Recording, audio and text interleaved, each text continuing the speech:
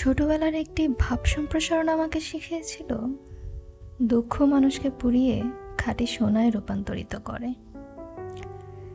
কিন্তু জীবনবোধ যখন আরও একটু গভীর হয়, তখন বুকের ভেতর একটা দীর্ঘশ্বাস জমে ওঠে।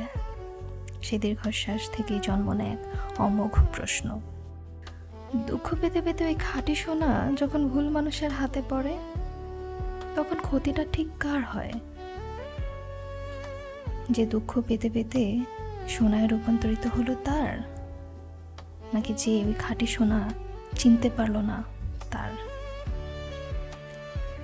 তাহলে আমাদের খাঁটি সোনা হয়ে আদতে যে নিজেদের কোনো লাভ নেই, বরং ফায়দাটা অন্যের, এইটুকু বুঝতে বুঝতেই এক জীবন চলে গেল।